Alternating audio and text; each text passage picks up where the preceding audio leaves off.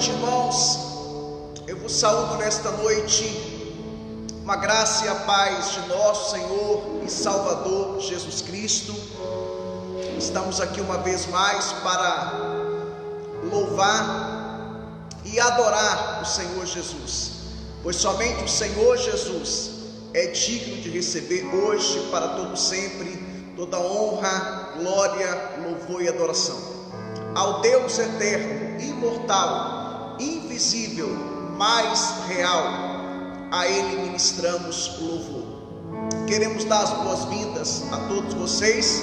Queremos também pedir a você para compartilhar esta live aí nas suas redes sociais. Compartilhe nos seus grupos de WhatsApp, como também nos seus grupos de Facebook.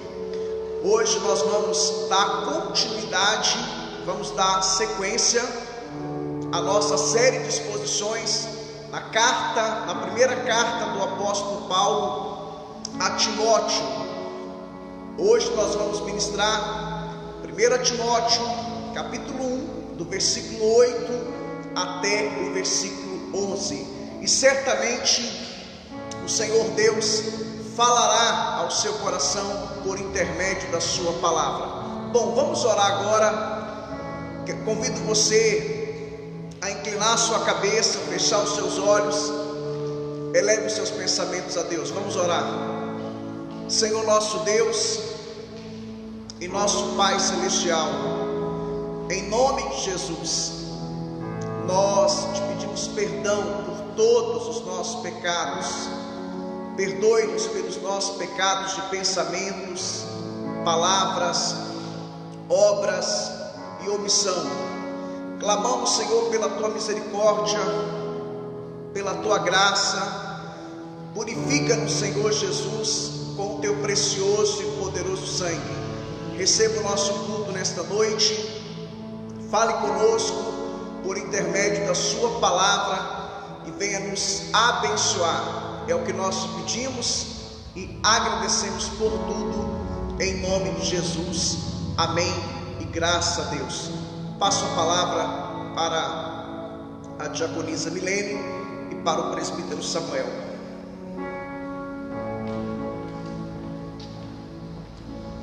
Graça e paz, amados. Que Deus possa abençoar o nosso culto, que Ele venha falar ao nosso coração, nos instruir na palavra dEle. Quero dizer a todos que eu estou sentindo muita saudade de todos os irmãos e gostaria muito que nós estivéssemos aqui todos reunidos, mas eu creio que esse dia logo vai chegar, né? Mas que você possa, onde você está, que você possa estar adorando a Deus, que você possa se entregar a Ele. O sangue dele nos leva muito além daquilo que nós pensamos ou imaginamos, que é pelo sangue dele que nós alcançamos a graça. Amém? Aleluia, Jesus. Nós te louvamos, Senhor. Aleluia.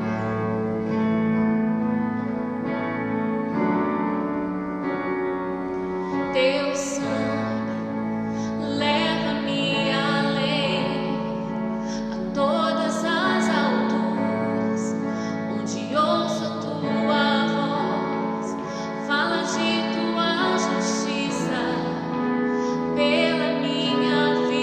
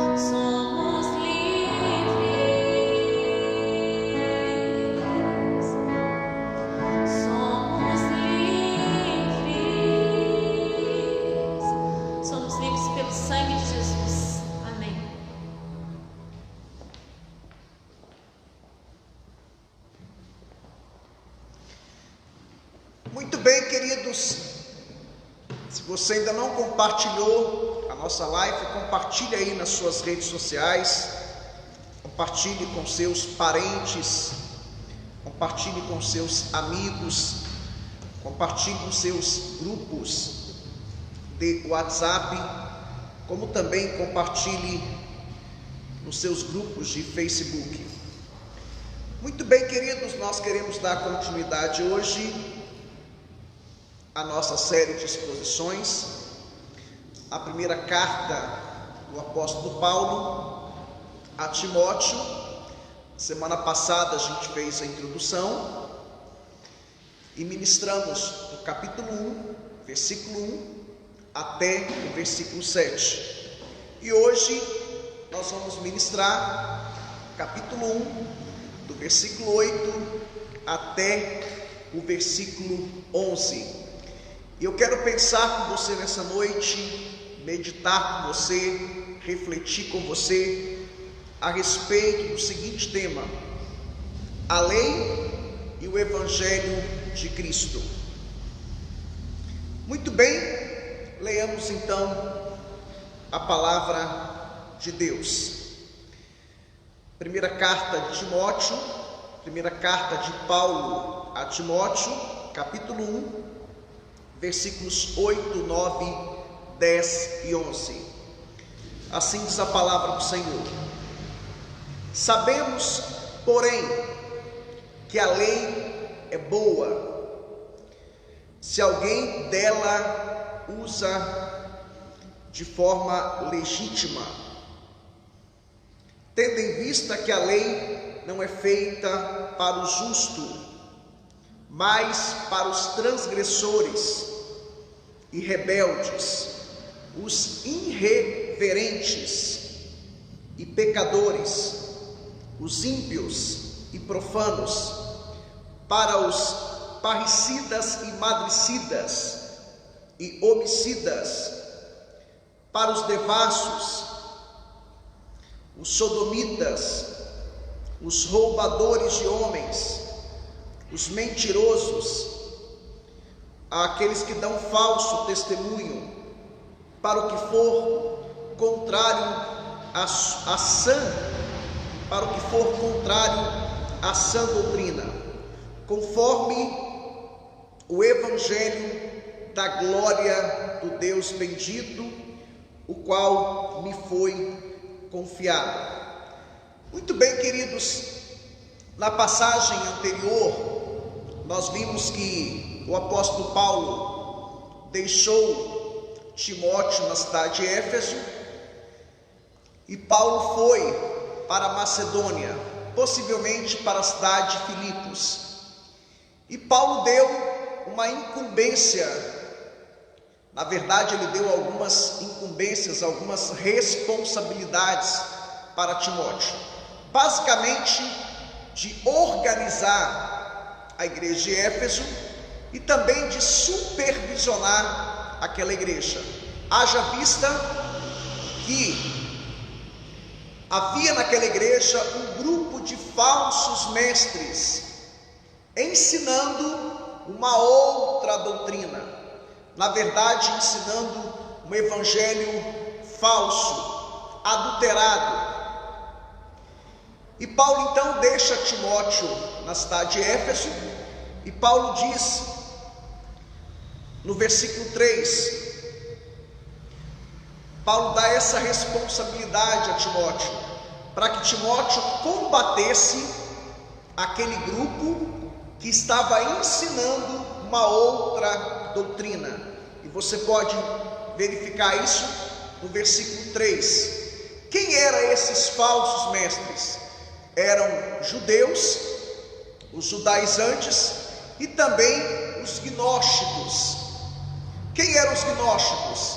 Os gnósticos, basicamente, eles eram um mix era uma doutrina sincrética, era um mix de judaísmo, era um mix de filosofia grega e de cristianismo. E basicamente eles negavam as doutrinas centrais da fé cristã, como a doutrina da encarnação de Cristo, como a doutrina da criação, como também a doutrina da ressurreição dos mortos. Eles até acreditavam na imortalidade da alma, mas não acreditavam na ressurreição dos mortos. E aqui nessa passagem, de forma específica, o apóstolo Paulo está combatendo os judaizantes. Paulo já tinha combatido os judaizantes quando ele escreve, por exemplo, a igreja de Corinto. Ele combate os judaizantes. Quando ele escreve as igrejas da Galácia do Sul, ele também combate os judaizantes. Lá em Filipenses também ele combate os judaizantes. Escrevendo aos Romanos também ele combate os judaizantes, porque basicamente os judaizantes, eles ensinavam que a salvação não era somente pela graça mediante a fé, mas eles adicionavam práticas do judaísmo, como por exemplo a guarda do sábado, a circuncisão, a dieta judaica, o calendário judaico, e isso não estava em harmonia, não estava em concordância com a teologia paulina e com a teologia dos apóstolos, porque tanto Paulo como os apóstolos ensinavam que a salvação é pela graça e somente pela graça, mediante a fé, e ponto final.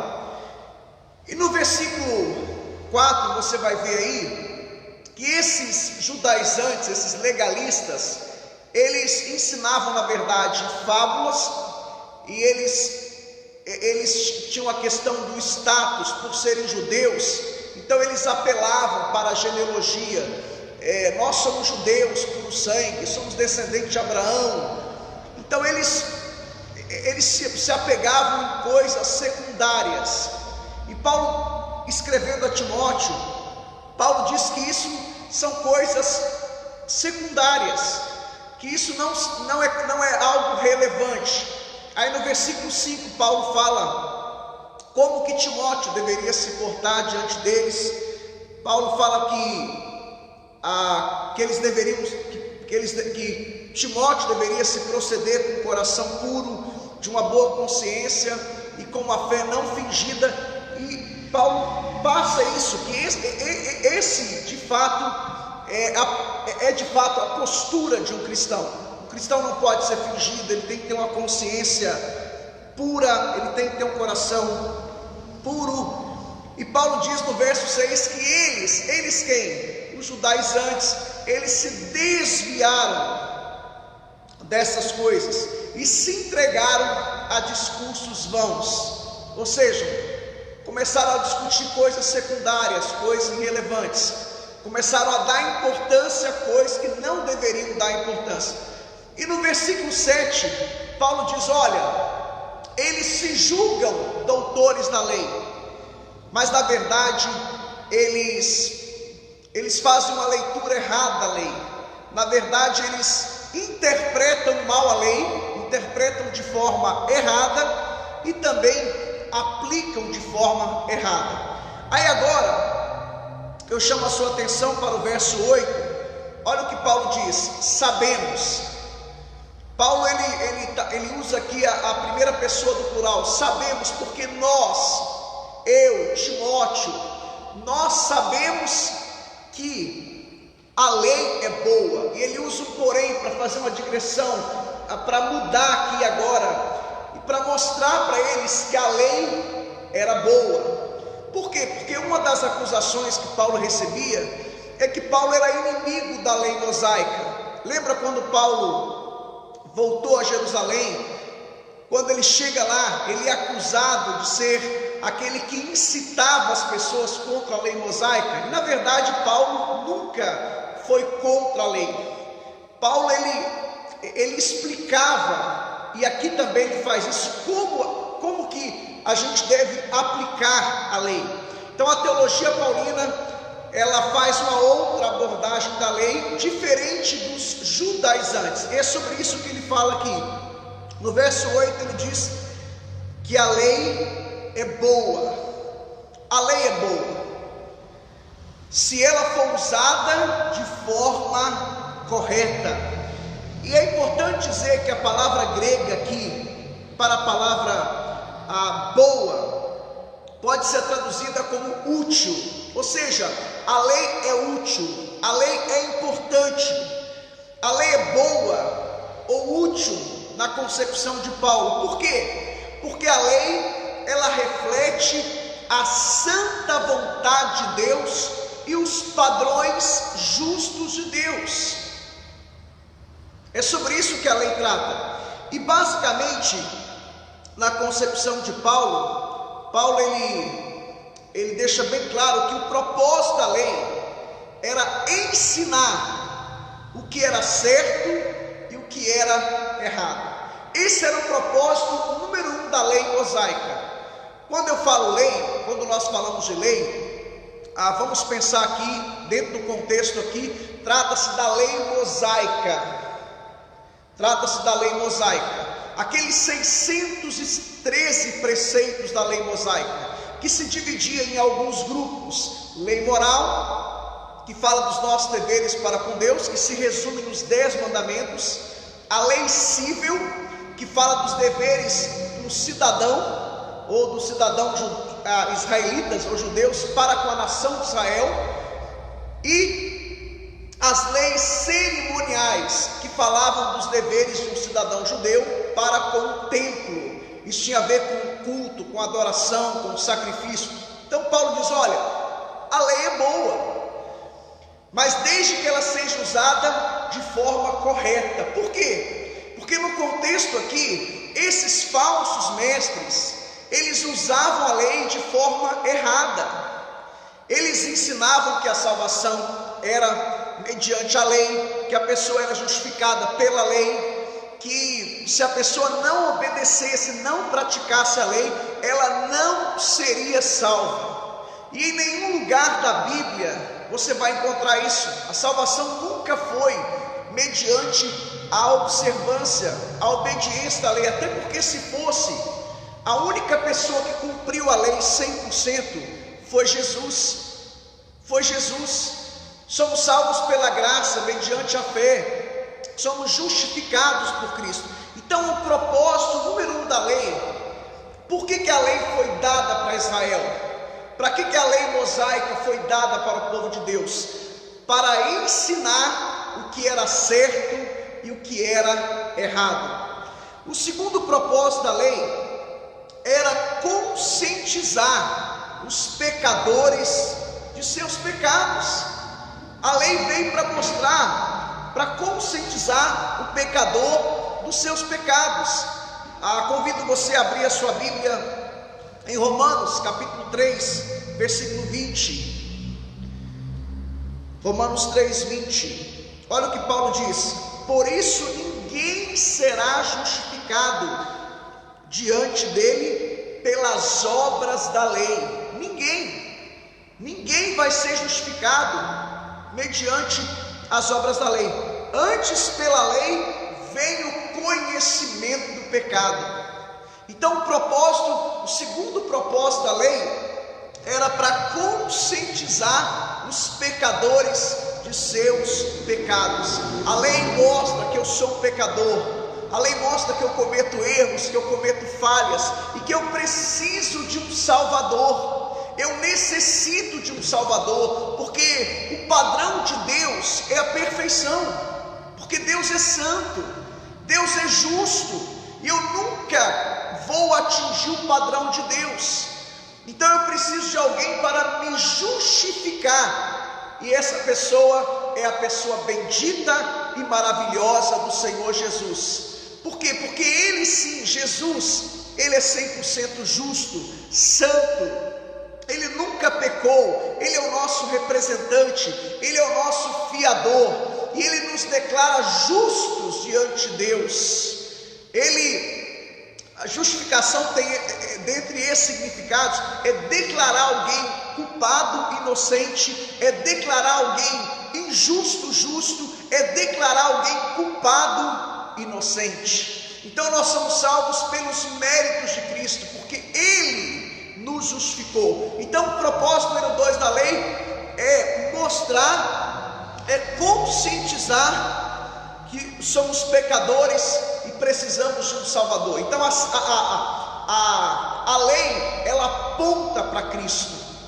A lei é como se fosse uma ponte que vai desaguar em Cristo. A lei, ela é como se fosse sinais de trânsito, como se fosse placas. Ela mostra o caminho, e o caminho é Jesus. Há um outro propósito da lei.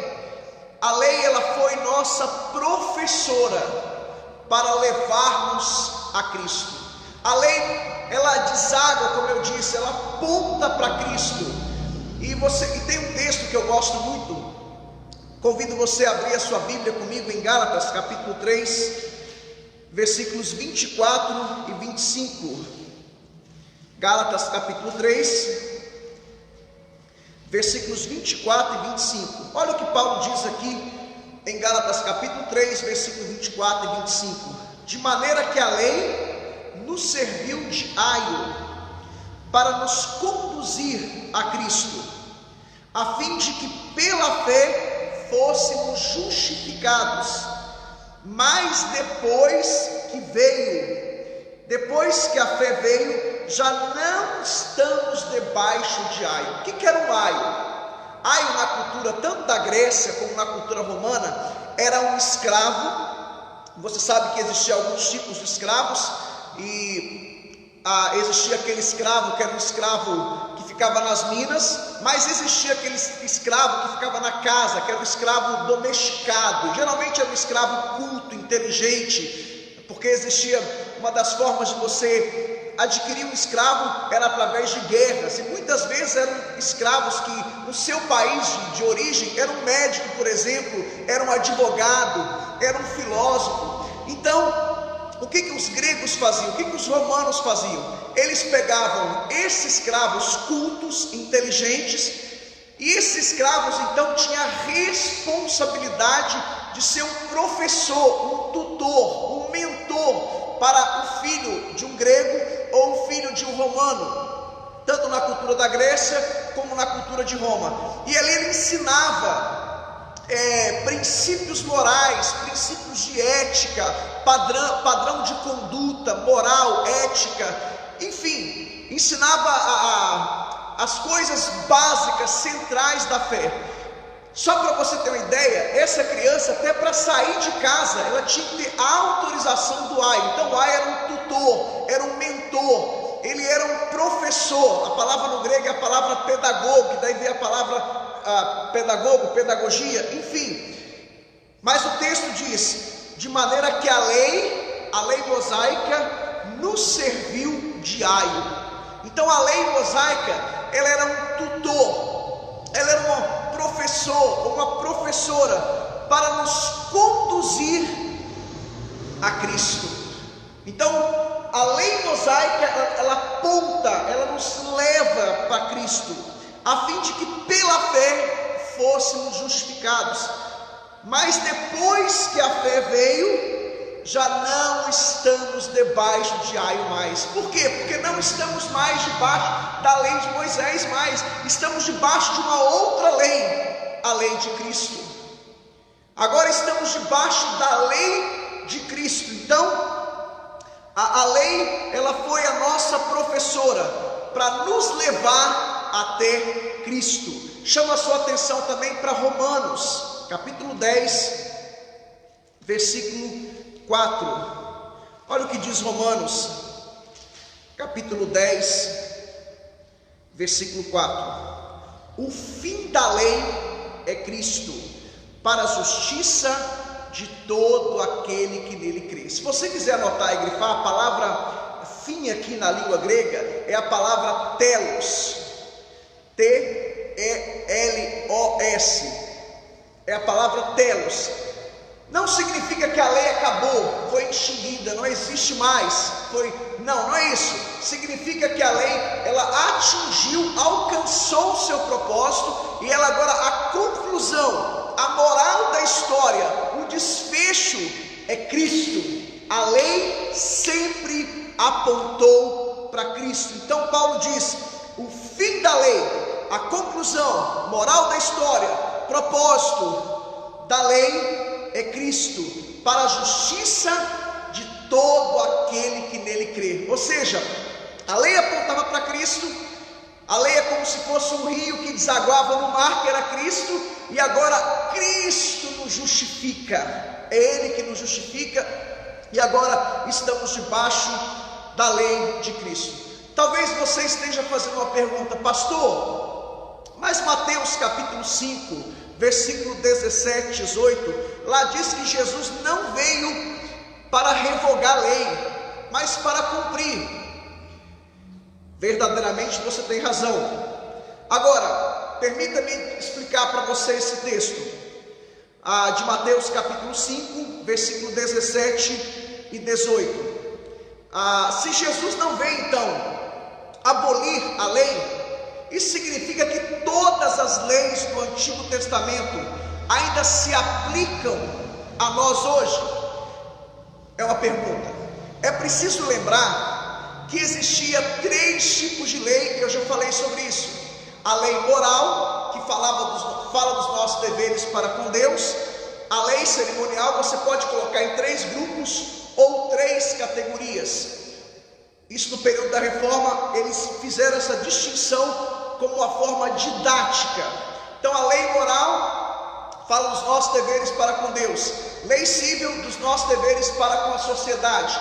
Lei cerimonial, dos nossos deveres para com o templo. Isso no contexto judaico, ok? Basicamente, a lei moral, ela se resumia nos 10 mandamentos. Então, o que era a lei moral? Os 10 mandamentos. E essa lei, a lei moral, ela é aplicável nos dias de hoje. A lei cerimonial, não, ela foi revogada, ela foi abolida. Você vai encontrar várias passagens que falam sobre isso, como Romanos, Gálatas, Hebreus. Então, o fim da lei é Cristo. Colossenses, tudo que acontecia no Antigo Testamento era sombra, era figura, conforme está em Hebreus, conforme está em Colossenses. Então, a lei cerimonial, ela finish, como se diz em inglês, ela acabou, ela se encerrou, ela não se aplica a nós mais, ela foi revogada e ela foi abolida. A lei civil, ela também não se aplica a nós mais. A lei civil era para o povo de Israel dentro daquele contexto, ok? Só para você ter uma ideia, no tocante à lei civil, quando Deus deu a lei para Moisés, tinha leis que eram leis casuais, ou seja, enquanto o povo estivesse no deserto, aquela lei se aplicava. E tinha leis que era para quando eles entrassem na terra prometida. Então aquelas leis eram específicas para o povo de Israel. Só para você ter uma ideia, dos 10 mandamentos, e uma das regras da hermenêutica é que o Antigo Testamento é interpretado pelo Novo Testamento. O que significa isso? Tem um texto bíblico que está no Antigo e também está no Novo, um texto que foi ratificado ou repetido por Jesus ou pelos apóstolos, ele tem validade, ele se aplica a nós. Mas aquilo que está no Antigo e não está no Novo, não se aplica a nós mais, ficou restrito aos tempos do Antigo Testamento. Então eu vou repetir isso. Se está no Velho, mas não está no Novo, não se aplica a nós mais. Se está no Velho e não está no Novo, não se aplica. Se está no Velho e está no Novo, se aplica. Isto é, as leis que Jesus ratificou, as leis que Jesus repetiu, ou os apóstolos ratificaram ou repetiram, têm validade. Por exemplo, por que nós não guardamos o sábado? Você não vai encontrar nenhuma passagem no Novo Testamento que diz que nós devemos guardar o sábado. As leis no tocante a guardar o sábado eram leis que ficaram restritas ao tempo do Antigo Testamento. Por isso que nós cristãos não guardamos o sábado, porque não há nenhuma passagem bíblica no Novo Testamento que diz que nós devemos guardar o sábado. Portanto, o sábado ele era judaico, o calendário judaico não se aplica a nós. Paulo fala sobre isso em Colossenses. Não se aplica a nós, não tem nada a ver com o nosso contexto. Uma outra coisa, a dieta judaica também não se aplica a nós. Não tem nenhuma passagem no Novo Testamento que diz o que podemos ou que não podemos comer, como exemplo, carne de porco. Então tudo isso ficou restrito ao tempo do Antigo Testamento. Circuncisão, tempo do Antigo Testamento. Então, quais as leis do Antigo que se aplicam? As leis que Jesus ou os apóstolos ratificaram ou repetiram. Quer ver um exemplo dos 10 mandamentos? O Novo Testamento repete pelo menos 50 vezes o dever de adorar somente a Deus. O Novo Testamento fala de 12 vezes. 12 vezes você vai encontrar Deus advertindo o povo contra a prática da idolatria. Então, idolatria é pecado, tanto no Antigo como no Novo Testamento. 4 vezes você vai encontrar a advertência para não tomar o nome do Senhor em vão. Então, no Novo Testamento, tomar o nome do Senhor em vão continua sendo pecado. Você vai encontrar no Novo Testamento 6 vezes a advertência contra o homicídio. Então, no Velho era pecado, no Novo também é. Enfim, dos 10 mandamentos você vai encontrar 9 no Novo Testamento. 9. Você vai encontrar, por exemplo, o adultério. 12 vezes no Novo Testamento Deus combate o adultério, portanto continua sendo pecado. O furto, 6 vezes no Antigo Testamento Deus combate o furto ou roubo, pecado. Você vai encontrar, por exemplo, 4 vezes a advertência contra o falso testemunho, portanto é pecado. Você vai encontrar, por exemplo, 9 vezes a advertência contra a cobiça. Isso é, você cobiçar algo que pertence a outrem, seja pessoa, seja coisa, seja objeto, é pecado. Em nenhum lugar do Novo Testamento é encontrado o mandamento de se guardar o sábado. Por isso que nós não guardamos o sábado. Então os 10 mandamentos têm validade? Sim, exceto o guardar o sábado. Isso não se aplica a nós mais, ok? Bom, tendo dito isso, eu quero chamar a sua atenção para o versículo 9 e 10. Então a lei é boa, conforme está em Romanos 7,12 também. Paulo diz em Romanos 7,12 que a lei é boa, que a lei é santa, que a lei é justa, desde que seja aplicada de forma correta. No contexto aqui, os falsos mestres queriam aplicar para os cristãos aquele legalismo, aquele monte de leis do Antigo Testamento. Quem é evangélico há muitos anos, eu sou de uma época que praticamente tudo era proibido na igreja. Eu sou praticamente nascido e criado na igreja. E os textos que os pastores usavam eram textos do Antigo Testamento. Isso não pode, isso não pode, isso pode. E era um monte de regras, de dogmas, de leis, doutrinas de homens. Eles pegavam várias passagens do Antigo Testamento e colocavam como lei, né? Então, isso não condiz, isso não está em harmonia, não está em concordância com a palavra de Deus, tá? Então, não se aplica a nós mais. E é isso que os judaizantes fazem hoje. Ainda existe os judaizantes. Eles querem pegar leis do Antigo Testamento, que eram leis judaicas, e querem aplicar a nós que somos cristãos. O concílio de Jerusalém, Atos 15, já tratou dessa questão. Nós não somos judeus, nós éramos pagãos, eram gentios, que nos convertemos a Cristo, estamos debaixo da lei de Cristo agora. Louvado seja o nome do Senhor. Somos cristãos. Um dia alguém falou assim: pastor, a impressão que eu tenho é que o Deus do Antigo Testamento é um Deus demiurgo, um Deus irado, bravo, nervoso, e o Deus do Novo é um Deus de amor, um Deus light, um Deus paz e amor. Não, querido, o Deus é o mesmo. Você precisa entender que o Antigo Testamento, ele é judaico, ele foi escrito dentro de um contexto judaico. O Novo Testamento, ele é gentílico, ou seja, ele foi escrito para dentro dentro de um contexto gentílico, ou seja, de pagãos se convertendo ao cristianismo. Pessoas que vinham de um contexto totalmente diferente do contexto judeu, um contexto de depravação total. Então, são contextos diferentes. O Deus do Antigo é o mesmo Deus do Novo. Eu só preciso entender essa questão, que o Antigo Testamento ele foi escrito dentro de um contexto judaico, e o Novo Testamento dentro de um contexto gentílico, ok? Deus pegando pagãos, gentios, e eles agora são inseridos no corpo de Cristo, e eles agora são regenerados, convertidos ao Senhor Jesus. Chama a sua atenção para os versículos 9 e 10. Aqui nos versículos 9 e 10, Paulo ele explica também que a lei não foi dada. Olha o que ele diz aí no verso 9 do capítulo. Deixa eu voltar aqui para... Eu estou em Romanos agora. Deixa eu voltar lá para 1 Timóteo. Olha o que Paulo diz aqui no verso 9: tendo em vista que a lei não é feita para o justo. Isto é, a lei não é para aquele que foi justificado por Cristo.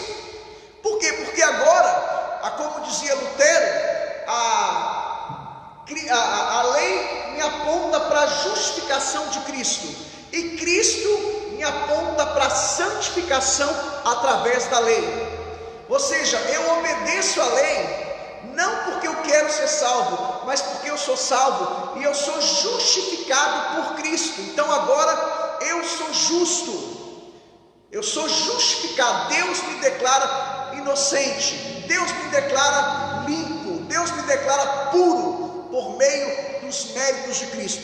Então aqui Paulo diz, tendo em vista que a lei não é feita para o justo, ou seja, a lei não é para quem cumpre a lei. Nós estamos, por exemplo, aí com a lei da máscara. Se eu estiver com a máscara em um local público, eu vou ser multado? Não vou. A quem é que vai ser multado? Quem está andando sem máscara. É só um exemplo.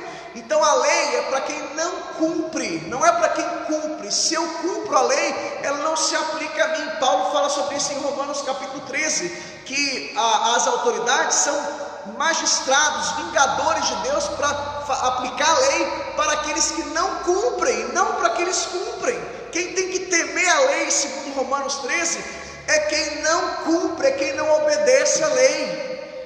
Ou seja, para aquele que vive na prática do pecado, é para aquele que está entregue às paixões desse mundo. Então, se eu cumpro a lei não é para mim. Se eu, por exemplo, tenho uma rodovia que diz que o limite máximo é 110 km, se eu ando a 110, nunca vai chegar uma multa na minha casa. Agora, se eu coloco 120, 130, vai chegar multa na minha casa, vou perder ponto na minha carteira. Então Paulo diz, a lei não é para quem cumpre a lei, é para quem não cumpre. E agora nós somos justificados em Cristo Jesus, tendo em visto que a lei não é feita para o justo, ou seja, para aqueles que foram justificados. E aqui, irmãos, versículo 9 e 10, Paulo, ele coloca uma lista de pessoas condenadas pela lei. Eu não vou ter tempo, eu até fiz a lista, peguei palavra por palavra no grego, se você quiser eu até te envio depois, mas nós vamos falar de palavra por palavra aqui, a gente vai ficar um bom tempo aqui. Mas a tônica aqui é que Paulo, ele destaca aqui, ele relaciona tipos de pessoas condenadas pela lei. E chama a sua atenção porque essa não é a primeira lista que Paulo faz. Paulo já tinha feito uma lista lá em Romanos, capítulo 1, do versículo 18 até o versículo 32. Ali você vai encontrar uma lista. Leia essa passagem na sua casa. Romanos, capítulo 1, do versículo 18 até o versículo 32, você vai encontrar uma lista de pessoas que estão condenadas, que não vão herdar o reino dos céus. Paulo já tinha feito também uma outra lista, lá em 1 Coríntios capítulo 6, versículo 9 e 10. 1 Coríntios capítulo 6, versículo 9 e 10, Paulo também já tinha feito essa lista. E lá em Gálatas capítulo 5, versículo 19 até o versículo 21, Paulo também fez uma outra lista. Portanto, já falamos de 3 listas. Romanos capítulo 1, do versículo 18 até o 32. Depois 1 Coríntios capítulo 6, versículos 9 e 10. Gálatas capítulo 5, versículo 19 até o versículo 21. E nós vamos encontrar o apóstolo João também fazendo uma lista lá em Apocalipse capítulo 21, versículo 8. Categorias, grupos de pessoas que não vão herdar o reino dos céus. Então essas pessoas aqui é mais uma lista, versículo 9 e 10, você vai encontrar mais uma lista aqui de pessoas que não vão herdar o reino dos céus. Basicamente aqui, as únicas coisas que deve pegar aqui, né, porque sodomita, eu acho que todos sabem o que é sodomita. Sodomita vem lá de Sodoma e Gomorra, né, aquela questão lá quando Ló foi sair da cidade, a cidade era uma cidade depravada e eles quiseram ter relação sexual com os anjos. Dali surgiu então a prática homossexual. Então a palavra sodomita, numa linguagem bem prática, é a questão do homossexual, homem com homem. E Paulo e o Senhor está condenando aqui essa prática, tá? É pecado. E é preciso dizer que nós não temos nada contra as pessoas. A Bíblia não condena, nós não condenamos as pessoas. Nós somos contra a prática. Por quê? Porque a Bíblia para nós cristãos é a nossa única regra de fé e prática. É o manual da igreja. A Bíblia reprova isso, a Bíblia é contra isso. Deus criou macho e fêmea. Deus não criou um terceiro sexo. E é preciso dizer que nós amamos essas pessoas com amor incondicional. Nós amamos as pessoas, mas não concordamos, condenamos não as pessoas, condenamos a prática, ok? Paulo também condena essa prática lá em Romanos capítulo 1, do versículo 18 até o 32, mais precisamente versículo 23, 24, ele fala sobre essa questão. E lá em 1 Coríntios também, capítulo 5, versículo 9 e 10, ele condena essa prática de homem com homem, mulher com mulher, tá? Então são práticas que a Bíblia reprova. Devasso aqui é a questão de impuro, né? Sexo antes do casamento, sexo fora do casamento, fornicação, adultério, a questão aqui de parricidas e madricidas. Madricidas são nomes que dá até cãibra na língua, né? Mas é a questão de filho que ataca pai e mãe, é filho que ofende, que mata pai e mãe. Tá? Se você quiser, eu te mando a lista depois com cada palavra no grego, tá? Porque se a gente for falar palavra por palavra aqui, nós vamos ficar um bom tempo aqui. Mas a ideia central aqui, dos versos 9 e 10, é que Paulo está relacionando tipos de pessoas que não vão herdar o reino dos céus, pessoas que vivem na prática do pecado. É preciso dizer que nós, cristãos, nós fomos libertos do domínio do pecado, do poder do pecado, fomos libertos da condenação, da culpa. É preciso dizer também que na vida do cristão, o cristão peca como uma forma acidental, não é diferente. Para o cristão, o pecado é uma coisa eventual, não uma coisa crônica. Para o cristão, o pecado é uma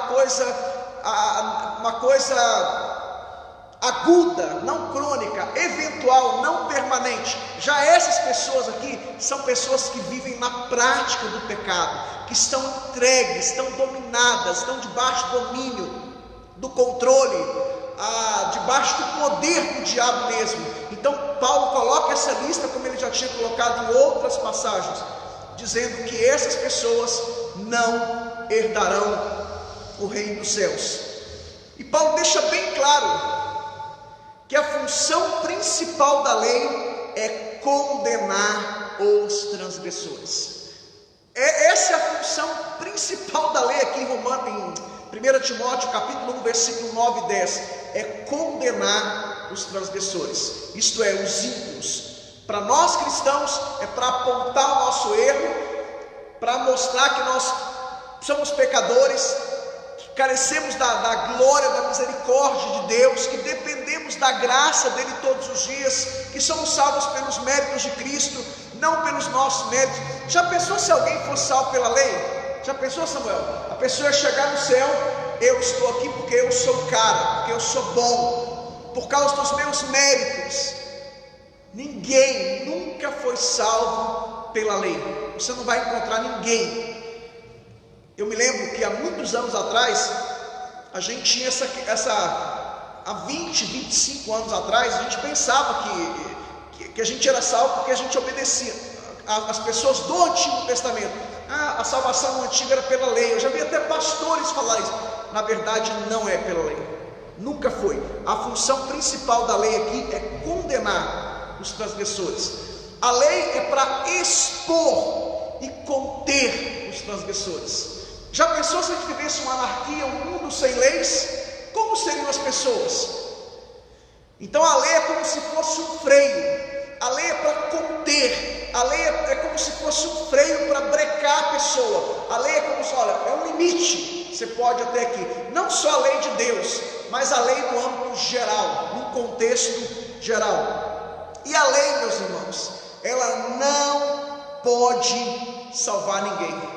Ela não tem o poder de salvar os pecadores, conforme está em Efésios capítulo 2, versículo 8, 9 e 10. A salvação é pela graça, mediante a fé, e isto não vem de vós, é dom de Deus. A graça é a base, é a causa da nossa salvação. A fé é o instrumento, e até a fé que nós temos não vem de nós, é Ele que nos deu, e isto não vem de vós, é dom de Deus, é dádiva, é presente. E as obras é o resultado, é a evidência, é o comprovante. Eu faço caridade não porque eu quero ser salvo, mas porque eu sou salvo. Eu pratico boas obras não porque eu quero ser salvo, mas porque eu sou salvo por Cristo Jesus. Agora a pergunta que não quer calar: como as pessoas eram salvas no Antigo Testamento? Já parou para pensar nisso? Como as pessoas eram salvas no Antigo Testamento? A resposta é simples: pela graça, mediante a fé. Pela graça, mediante a fé. Todos os santos do Antigo Testamento ou da Antiga Aliança criam na promessa de Gênesis 3,15 e aguardavam o Messias prometido. Todas as pessoas, de Adão até Jesus, elas aguardavam a promessa. Então, como que elas eram salvas? Elas eram salvas olhando para o futuro. E nós, como nós somos salvos? Olhando para o passado. A diferença deles para nós é que eles olhavam para o futuro, para o Messias prometido. Nós olhamos para o passado, para o Senhor Jesus que morreu e ressuscitou na cruz do Calvário. Então a salvação sempre foi pela graça, tanto na Antiga Aliança como na Nova Aliança. E para concluir, Paulo agora no verso 11, ele fala sobre o propósito do Evangelho. Se no versículo 8 ele falou sobre o propósito da lei, versículo 8, o ponto de Paulo aqui foi falar sobre o propósito da lei, explicar a lei. Por quê? Se você estudou direito, você sabe que basicamente a função de um advogado, de um promotor, de um juiz, desembargador, enfim, basicamente é interpretar a lei e aplicar a lei. É interpretar e aplicar a lei. E aqui nesse contexto, os mestres, aqueles que se passavam por mestres, aqueles que diziam ser mestre, conforme está no versículo 7, eles diziam: nós somos mestres. E Paulo deixa bem claro que eles interpretavam a lei de forma errada e aplicavam a lei de forma errada. E no verso 11, Paulo então, uma vez que ele já explicou a função e o propósito da lei, agora ele fala sobre o propósito do Evangelho. E olha o que ele diz no verso 11: conforme o Evangelho da glória, Olha que contraste. Na lei, eles pregavam que era mérito próprio, ensinavam que eles tinham que ser salvos mediante a lei, guardando sábado, dieta judaica, calendário judaico, circuncisão, ou seja, pelos méritos. Agora Paulo diz o seguinte: conforme o evangelho da glória, o evangelho que eu prego, ele atribui toda a glória a Deus. O homem não tem mérito nenhum, o homem não merece aplausos, o homem não é digno de nada. O evangelho que Paulo pregava é o evangelho que transfere toda a glória para Deus. Ele já tinha tido isso lá em 1 Coríntios 10, 31. Quer comais, quer bebais, quer façais qualquer outra coisa, que seja para a glória de Deus. E Paulo continua: o qual me foi confiado. Ou seja, Deus confiou a mim esse evangelho tão precioso, tão santo, tão glorioso, para eu ser agora um portador, um agente do evangelho. Sabe, irmãos, esse evangelho que nós ensinamos, que nós pregamos, é o evangelho da glória do Deus bendito.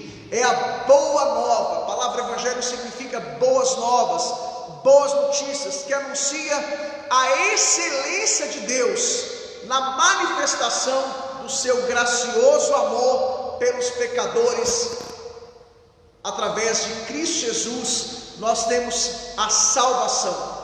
Olha o que diz lá em João 3,16: porque Deus amou o mundo de tal maneira, para que todo aquele que nele crê não pereça, mas tenha a vida eterna. É esse evangelho, é o Cristo que está em busca de você. O homem, ele por si mesmo, ele não tem condições de ir a Deus. O homem nunca vai a Deus, e Deus vai até você. E Deus, ele tem as suas formas, e Deus nos chama pela palavra. Romanos 10, 17: a fé vem pelo ouvir, e o ouvir a palavra de Deus. E eu concluo com isso: o que a lei jamais pôde fazer, a graça o faz. Olha o que diz lá em João, Evangelho segundo escreveu João, capítulo 1, versículo 7. Versículo 17, melhor dizendo: pois a lei foi dada por intermédio de Moisés, a graça e a verdade vieram por Jesus Cristo. Estamos debaixo da graça de Deus. Eu concluo com isso. Tito, capítulo 3,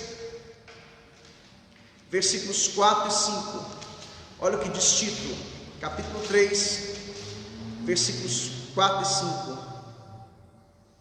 Mas quando apareceu a benignidade de Deus, nosso Salvador, e o seu amor para com os homens, não por obras de justiça que houvéssemos feito, mas segundo a sua misericórdia, Ele quem? O Senhor, nos salvou mediante a lavagem da regeneração e da renovação do Espírito Santo.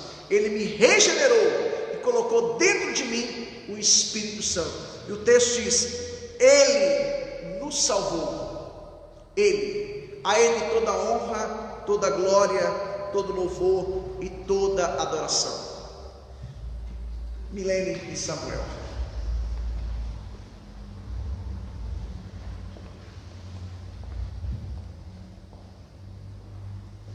Aleluia. Nós vamos repetir essa música, mas eu gostaria que você cantasse com a gente. Aleluia, porque foi pelo sangue de Cristo. Aleluia. Não é pelas nossas forças, não são pelos nossos méritos, mas pelo mérito de Cristo é que nós somos salvos e redimidos pelo seu sangue. Amém?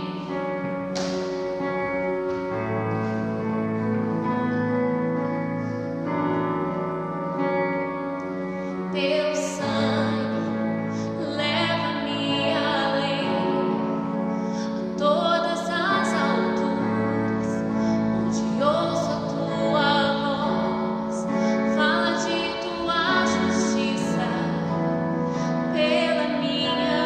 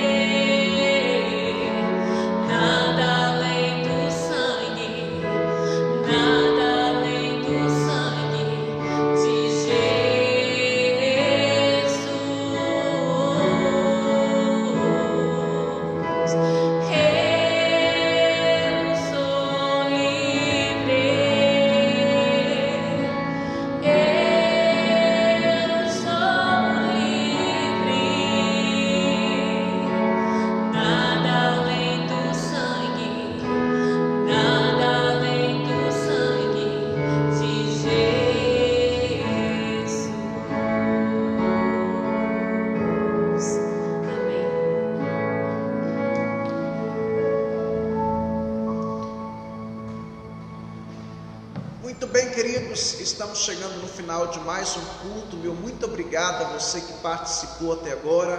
Que o Senhor Deus possa abençoar a sua vida, sua casa, sua família, seu trabalho, seu ministério. Que o Senhor Deus possa te sustentar durante esse período de pandemia, que Ele possa cuidar de você em todas as áreas.